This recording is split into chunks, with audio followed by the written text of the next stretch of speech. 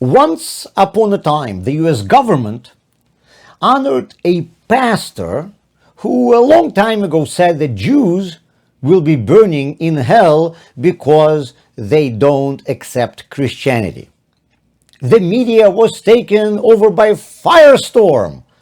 How can a person with such views be given legitimacy? And I didn't even understand what all the noise was about.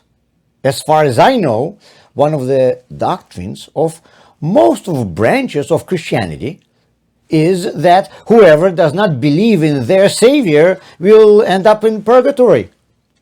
I don't discuss these issues with every Christian I meet, but I would assume that if he believes in his religion, which I hope he does, he should think that my soul will be sent to the eternal barbecue. So what? Let him believe that. For the entire history of mankind, different religions had different worldviews, and many believed that whoever does not accept their faith will be punished by their god or gods. Religion was a cause of much of discord between people. Therefore, in Europe several centuries ago, they came up with what seemed to be a logical idea. All the religions in the Western world then had a number of similar beliefs. Why not take these ideas and create a single platform out of them? From this common denominator emerged what came to be called the moral code, or the universal human values. This concept has become the flagship of the non-religious world. Sounds great. The problem is, however, that those who believe in these universal human values now, many centuries later, still cannot agree in what these universal human values are. Maybe, after all, these values are not so universal? On the political front, each party accuses its opponents that their ideas are violating moral principles. Maybe they have different moral principles. In the US and Europe, the secular people today are protesting against the beliefs of other secular people, and each is accusing the other of defying universal values.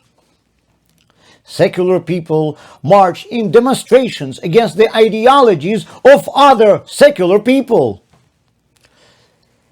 They wanted to eliminate the divisions caused by religions. Religions were eliminated, but the divisions remained. The problem is even bigger. Let's compare how a religious quote-unquote person and a secular quote-unquote person look at the world around them. I am an observant Jew. I spend my life around people who are not practicing my religion.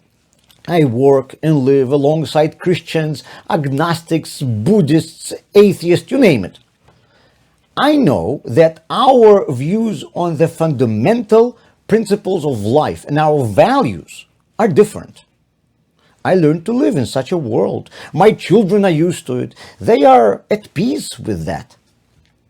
Now, let's look at a person who considers himself secular.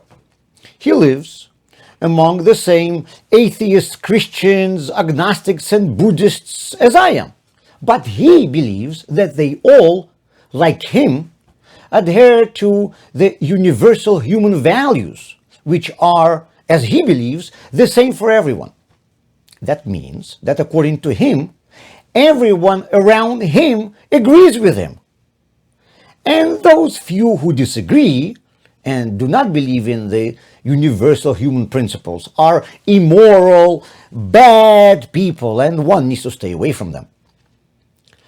As opposed to religious people, a secular person cannot even imagine that there can be a good person who does not share his beliefs. Is this the reason for the hatred that we are seeing now in the secular world? I've never seen Christians in America or in Europe breaking Buddhists' symbols, or vice versa.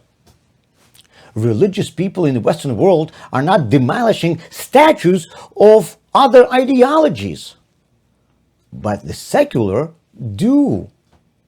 In the winter, Christians display symbols of their holidays in front of their homes. I've never heard of some Orthodox Jew taking them down because he does not agree with them. But secular people are constantly taking down the signs of other secular ideologies that their neighbors put on their front lawns.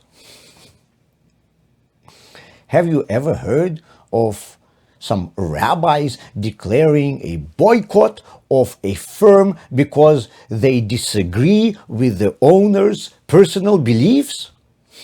No. But secular people do that all the time. The belief in universal moral values is not only erroneous, it is harmful. If a person follows a religion, he understands that there are many people who believe in other religions, and he learns to live in a world in which people do not agree with him. If a person is considering himself secular, then he lives with the illusion that all good people have the same beliefs as him. This automatically means that if you disagree with him, you are bad. The secular culture does not prepare people to accept those who they disagree with.